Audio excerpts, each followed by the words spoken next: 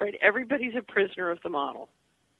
And you can go very, very high in the hierarchy, and what you will find is you'll find many different kinds of things, but you will find a lot of wonderful people who are prisoner of the system. Wow. So there's a more complicated story, and I'll just tell you the other one, because if I really try and get people to get this story into their spirit because it's so important. In the summer of 2000, who here has heard me tell the red button story? Anybody heard me tell it? We know the red button story. Okay, so the red button story is an example of the fact that I've asked the red button question in just audience after audience.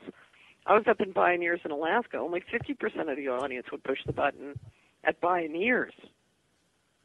Okay, now, how do you push the button globally? In America, you're not going to get a dramatic change without 80% of the people saying they push the button. Well, if 50% of Pioneers would push the button, how do you expect 80% of the American people to push the button? Unless they were forced to push the button? Well, you need a huge consensus of people who are willing to push the button to get real political change. And to date, what most people are saying is, I will not endure any inconvenience, and I'm not going to change. I would rather just let somebody market narcotics to the children next door than deal with any economic inconvenience. Now, what I have to tell you from a spiritual standpoint, because I think the fundamental basis of all reality is spiritual, if billions of people are walking around saying it's okay to kill, the kids next door so that my mutual funds go up in value, then what I have to tell you is spiritually we're offside and nothing good can come of it. And that change has to be everyone, because we have to say, okay, I'm not separate, and what happens to you happens to me. And so the basis of law is I'm going to protect you, because by protecting you, I protect myself. But right now, the culture, particularly in the United States, is one that is absolutely committed to lawlessness on the theory that it's in my self-interest to have the absence of law. Okay. Well, my next question was about the differences between the elites and the average person, because I feel like there's some almost cultural misunderstanding. Like I don't understand their side and they don't understand my side in some ways. And that may not even be true, but what differences do you see between perspectives and ideologies and fears? I mean, how can we understand each other better? Oh, well, that's an excellent question, and it's part of the challenge is you literally have a situation where,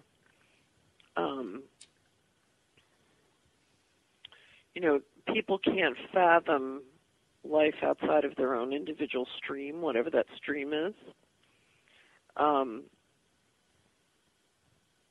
They're kind of they're in their own little bell jar, and the behavior within their bell jar is encouraged.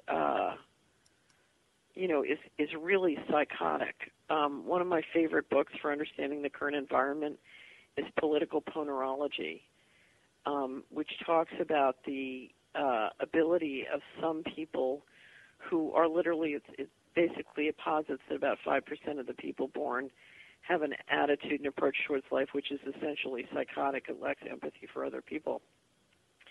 And, these people have an ability to find each other and act in their self-interest.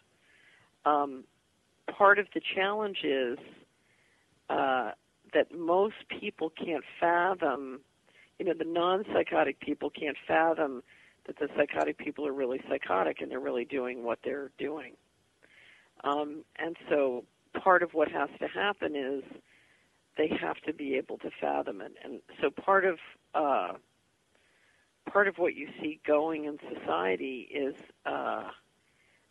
a general inability, both at the top and the bottom, to figure out who's behaving in psychotic ways and why and how to deal with it. And so, because you have these groups that are unbelievably predatory in practice and think it's just hunky-dory to be that way.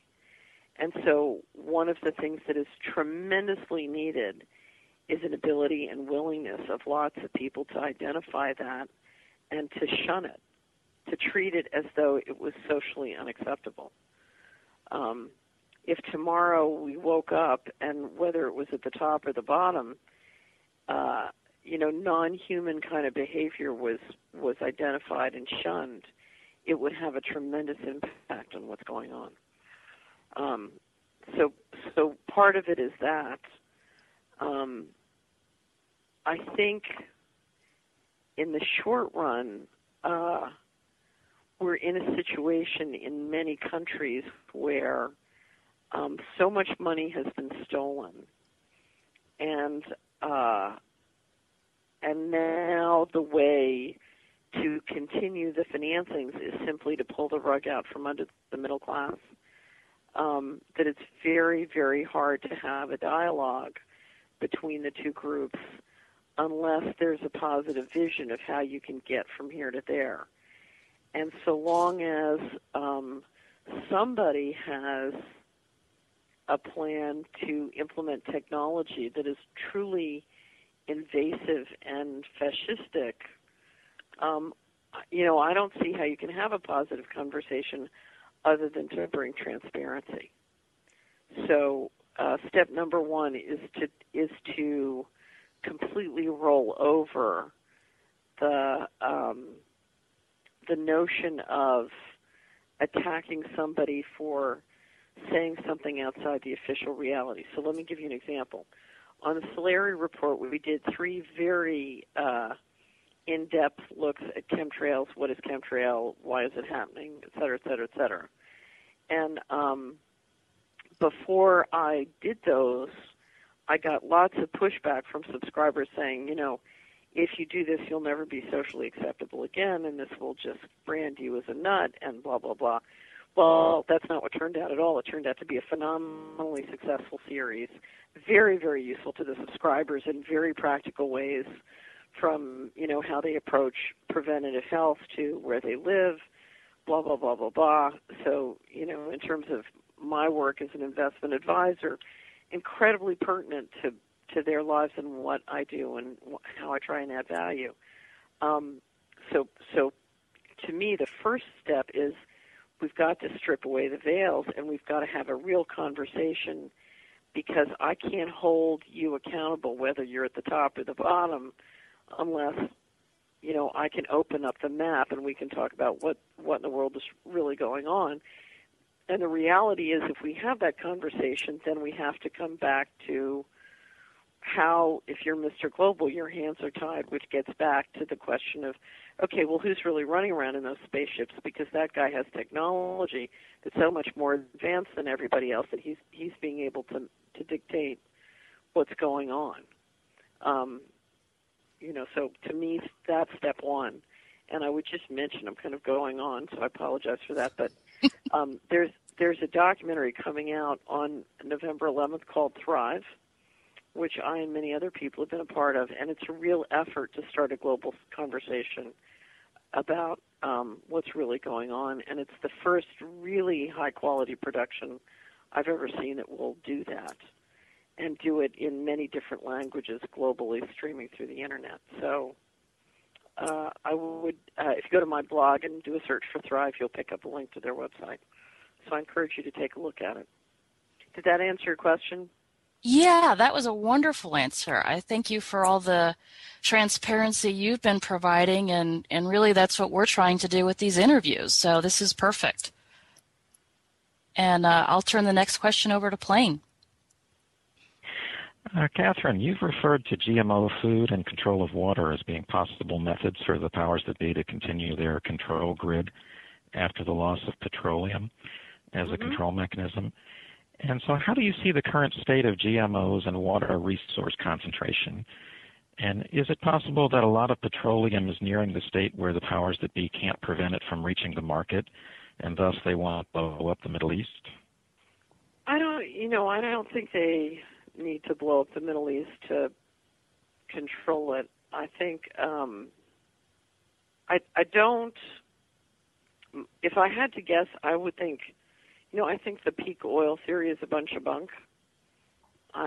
My guess is we have a lot more oil reserves than anybody knows about, particularly in this country.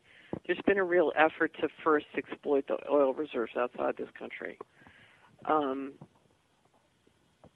But I think as I look around, and I would refer again to Jim Norman's wonderful book, The Oil Card, I think you see a lot of covert operations and sabotage of a plentiful oil supply to try and keep the oil price high.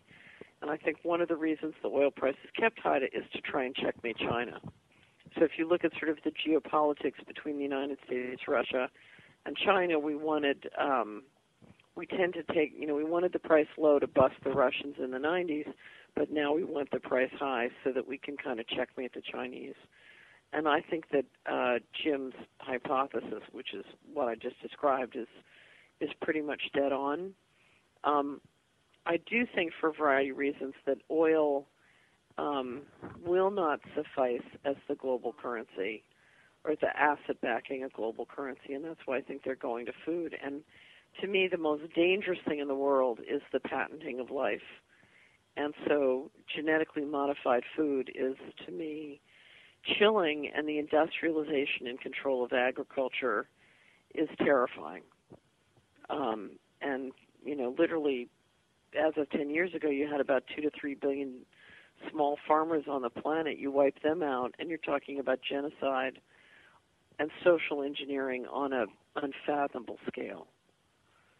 So, but I think there's a real effort to get GMO food and the patenting of life adopted globally, and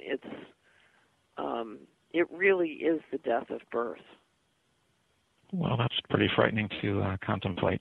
Another question I have is the attempt at a color revolution or civil war in Libya seems to have largely come to a dead end, and it's likely to require significant effort just to keep parts of eastern Libya under NATO control. And even then, they would lose an election if they were to hold one. So what do you expect the NATO powers to do now? And do you think that this may signify something bigger regarding the strategy of balkanizing or overthrowing Arab states? And do you think that a key part of this is trying to control Africa? Do you see this as being a move to fend off the challenge from China and the Africans themselves to change the way they do things? Well, pretty much yes to a lot of the things they've said. I think you need everybody on the grid. So you have a couple of countries that don't have central banks, aren't using J.P. Morgan Chase as their depository. There's just a great article. It'll be up on the blog on Monday about how Kentucky is now, all of their accounts are run by J.P. Morgan Chase. So you have a couple of countries that are sort of outside the banking system, or the infrastructure that you need to do a global currency, and you can't afford for those guys to be outside. So Libya's got to come in, Iraq's got to come in, et cetera. And so North Korea's got to come in. You're sort of seeing those guys targeted and being worn down in a variety of ways. So I think that's happening, number one. Number two, there's no doubt about it that the control of Africa, there's a real gold rush on to own and control Africa and to depopulate Africa in the process of owning and controlling it. So, and that's very, very important, particularly for the farmland and the natural resources. So, but I think any country that's outside of the central banking, J.P. Morgan Chase is their depository system, is in for a real war until the bankers get them on their grid.